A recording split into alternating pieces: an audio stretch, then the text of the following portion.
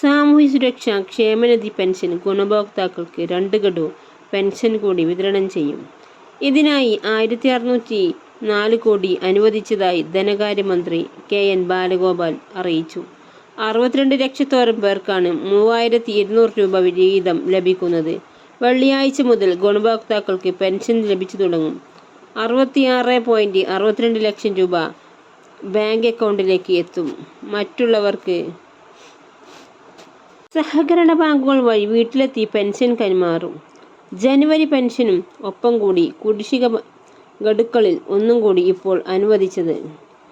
പണഞ്ഞെരുക്കം കാരണം കുടിശ്ശികയായ ക്ഷേമ പെൻഷൻ ഈ സാമ്പത്തിക വർഷം അടുത്ത സാമ്പത്തിക വർഷവുമായി നൽകുമെന്ന് മുഖ്യമന്ത്രി പിണറായി വിജയൻ നിയമസഭയിൽ വ്യക്തമാക്കിയിരുന്നു.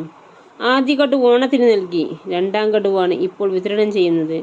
കേന്ദ്ര സർക്കാർ നയങ്ങൾ മൂലം സംസ്ഥാനത്ത് കനത്ത സാമ്പത്തിക ഞെരുക്കം തുടരുമ്പോഴും പെൻഷൻ കുടിശ്ശികയില്ലാതെ വിതരണം ചെയ്യുകയില്ലെന്ന് സർക്കാരിൻ്റെ ദൃഢനിശ്ചയമാണ് നടപ്പാക്കുന്നത്.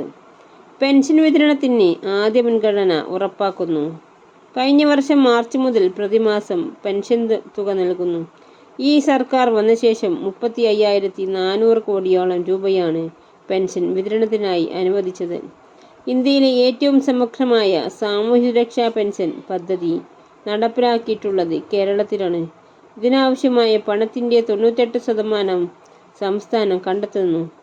2% മാത്രമാണ് കേരള വിഹിതം. 62 ലക്ഷം ക്ഷേമ പെൻഷൻ ഗുണഭോക്താക്കളിൽ 6.8 ലക്ഷം പേർക്കാണ് ശരാശരി 3000 രൂപ വരെ ധനസഹായം കേന്ദ്ര സർക്കാരിൽ നിന്ന് ലഭിക്കുന്നത്.